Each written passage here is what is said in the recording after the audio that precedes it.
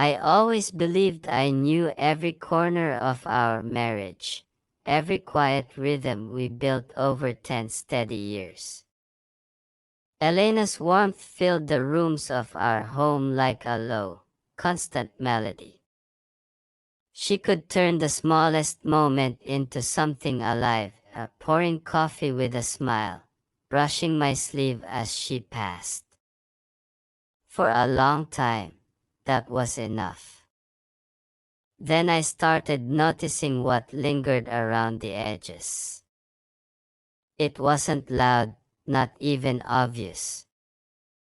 A glance too patient, a pause that lasted a breath longer than comfort allowed. Mark had been my friend since college.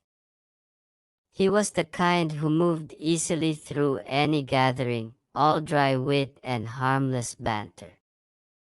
For years I never thought twice about him sitting close to Elena at the table or bringing her a glass of wine before offering me one. But last spring something shifted. Maybe it was how his laughter changed pitch when she spoke, or the way his eyes followed her even after the conversation ended. At first I dismissed it as my own insecurity. We were all getting older, maybe I was only sensitive to small signs of fading youth. But one evening, during a casual dinner at our place, I saw it clearly. Elena stood by the counter slicing bread, the light catching the edge of her hair. Mark watched her from across the room, not speaking, not even pretending to. The moment was brief, but it left a weight in the air, heavy enough that I felt it settle behind my ribs. That I told myself I was imagining things. Still, the memory clung through the week. I found myself replaying the scene, searching for some harmless explanation.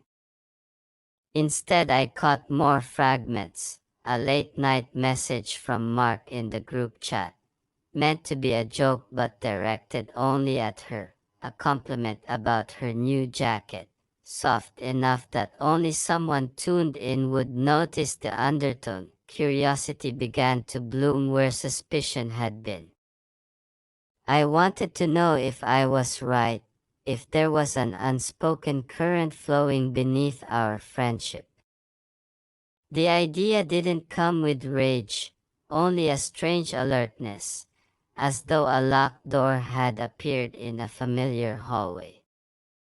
I couldn't decide if I should slam it shut or see what waited on the other side.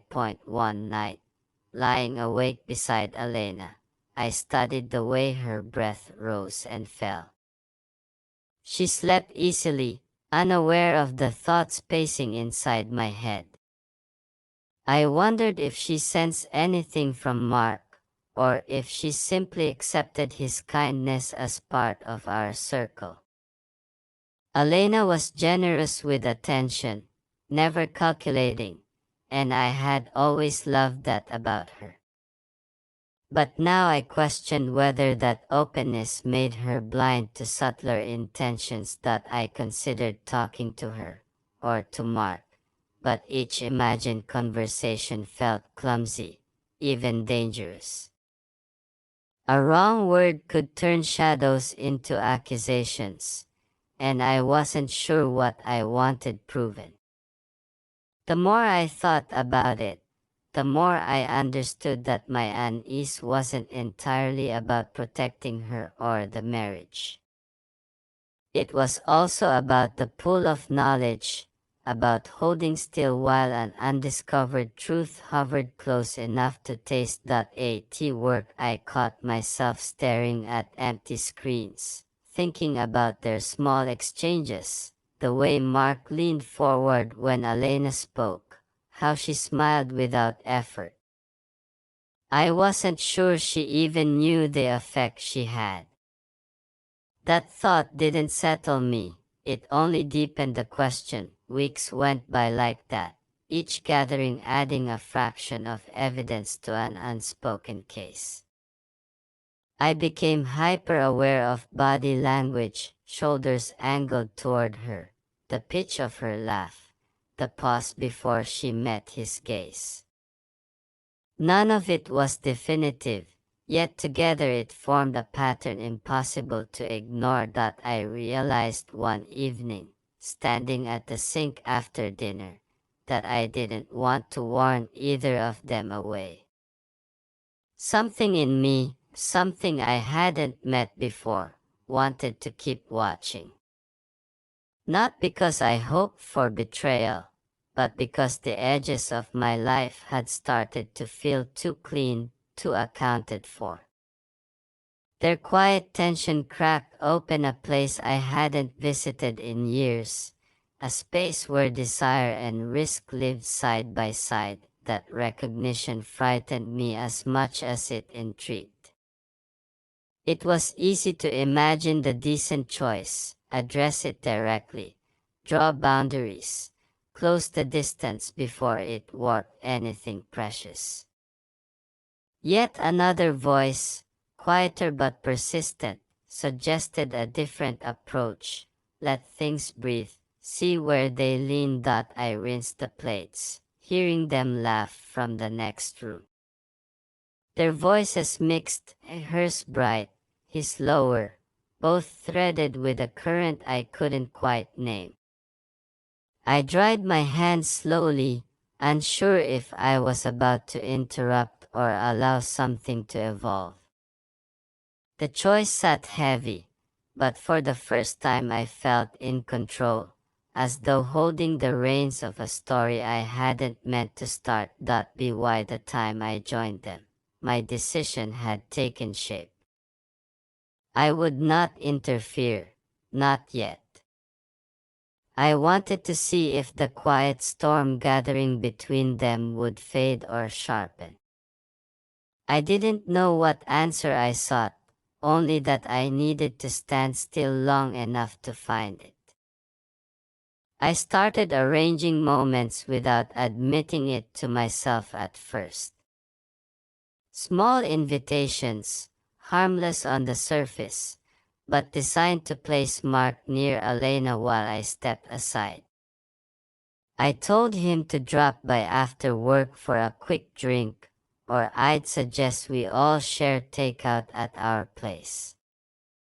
Sometimes I'd leave the room for a few minutes, fetching something from the garage, answering a call, and when I returned, I noticed how the air had changed. Their voices softened, the rhythm slowed, a quiet awareness pulsed between them. I watched the way Elena's posture shifted when he spoke, as if she leaned closer without realizing. She seemed comfortable, even flattered, never guarded. That lack of caution fed my curiosity and unsettled me in equal measure. I kept reminding myself that nothing definite had happened, that I was only testing an idea. Still, I felt a charge each time they exchanged a glance that carried more than polite interest. Mark wasn't reckless. He carried his interest like a secret weight. He teased her lightly, choosing words that could pass for jokes but held a trace of meaning underneath.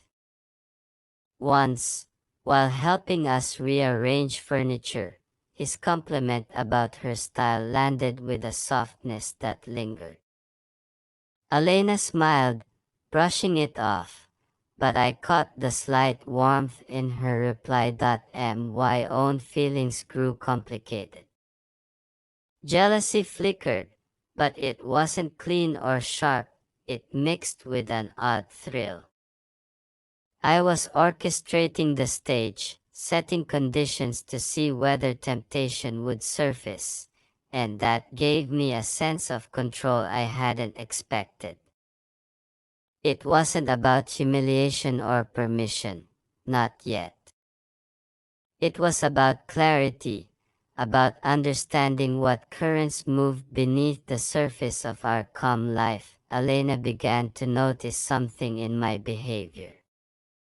One evening she asked why I always found reasons to invite Mark, why I disappeared just when conversation turned personal.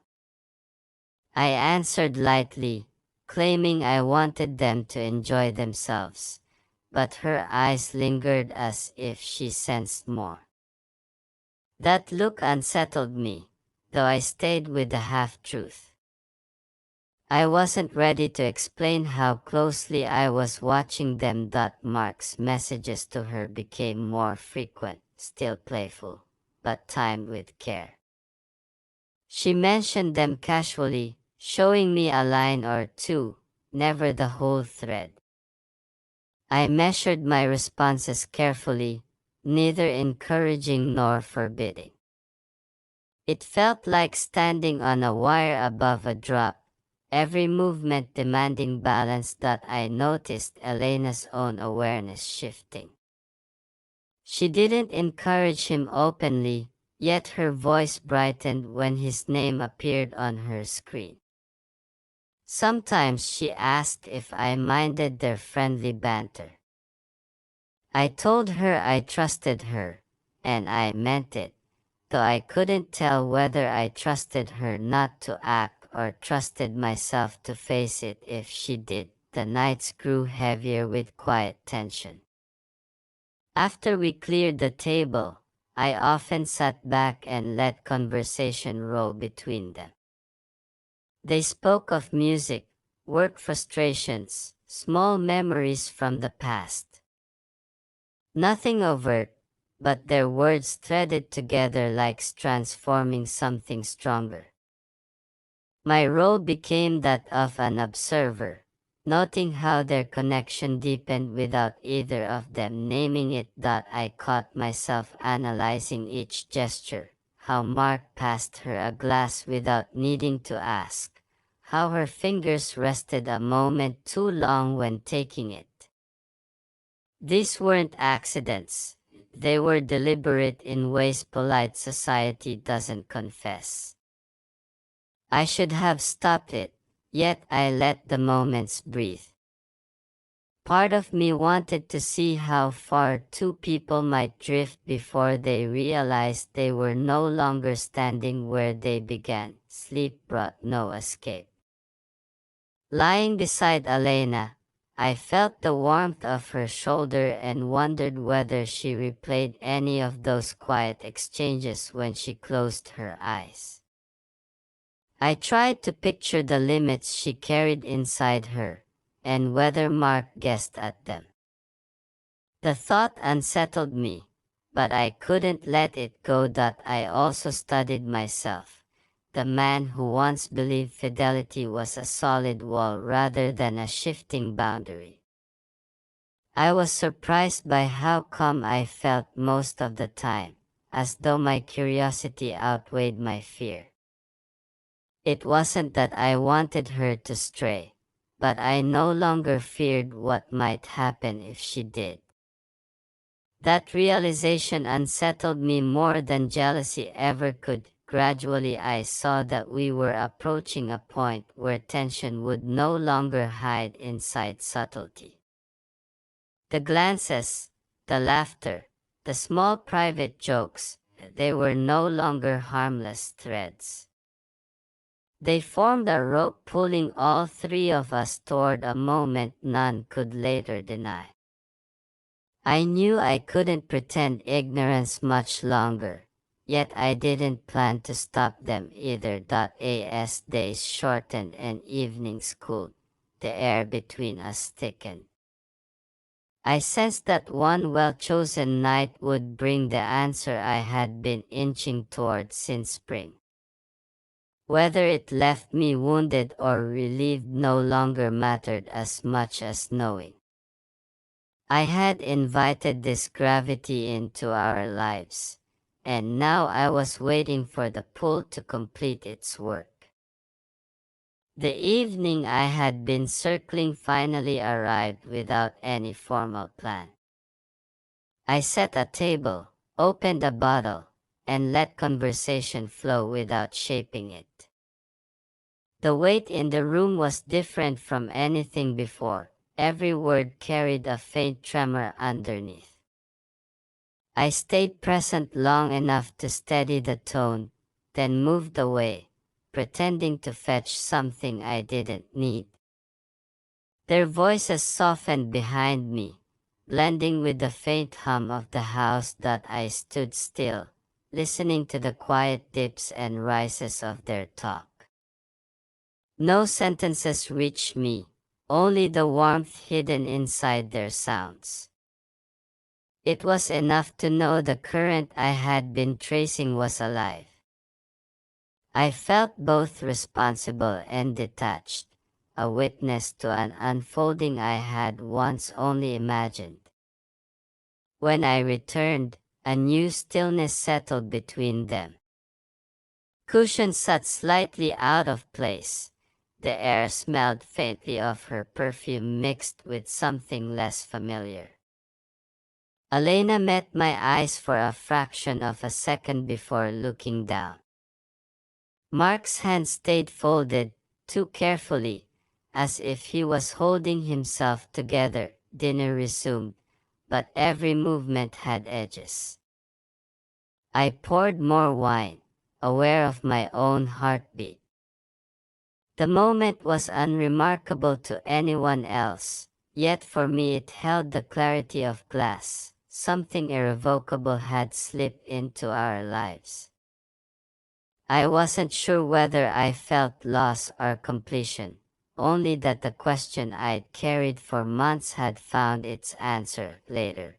When Mark left, Elena closed the door slowly, resting her forehead against the wood for a breath before turning to me. Her expression carried confusion, guilt, and a flicker of defiance. She asked why I had stepped away, why I left space for something she hadn't fully meant to allow. I told her I wanted honesty between us, even if it came in ways we hadn't planned. The words sounded steadier than I felt. She paced the hallway, searching for language. She said nothing happened that couldn't be undone, but her voice trembled as if she doubted the claim. I didn't ask for details. I didn't need them. What mattered was how quickly the silence after his departure filled with questions none of us could hide from anymore. That night we sat apart on the sofa, speaking in fragments. I tried to explain what had driven me, not cruelty, not boredom, but a need to see the truth of our marriage without filters. I admitted I had watched the tension grow, testing whether the loyalty we spoke of was built on reflex or choice. She listened, arms wrapped around herself, and asked if I realized how dangerous that experiment had been that I did. I also realized I had been studying my own limits as much as hers. I had wanted to know if love could stay intact when temptation pressed close enough to breathe on us. The result was neither victory nor disaster. It was a raw awareness that everything we shared was fragile and alive, not a fixed monument. Sleep didn't come easily. We lay side by side, the darkness between us thicker than usual. I could sense she was awake, tracing her own thoughts about loyalty, forgiveness, and the way attraction sometimes bypasses reason. I reached for her hand, unsure if she would pull away. She let it rest there, not entirely relaxed but not rejecting either. Morning light softened the edges of the night. We spoke quietly over coffee, agreeing that nothing could return to the way it had been, though we weren't ready to define what came next. She said she needed time to decide whether my silence had been an act of trust or a betrayal in itself. I nodded, accepting that clarity wouldn't arrive in a single conversation. As days passed, Mark kept his distance, sending a brief message of apology that avoided specifics. I didn't respond, and I didn't show it to Elena. Some truths didn't require open debate, they simply reshaped the ground we walked on. I found myself looking at Elena with a new mix of affection and respect. She was no longer only the partner I'd known for a decade, she was also a person capable of standing at the edge of a choice, wrestling with its weight. I had to accept that I'd invited her into that test, and that the outcome, whatever it finally became, belonged to both of us. Standing at the window one evening, I watched dust settle over the street and felt a calm I hadn't expected. The story we'd written, silent and faceless, wasn't neat or safe, but it had revealed the depth beneath our polished life. Whether our bond tightened or frayed from here would depend on how honestly we held each other. For now, that was enough.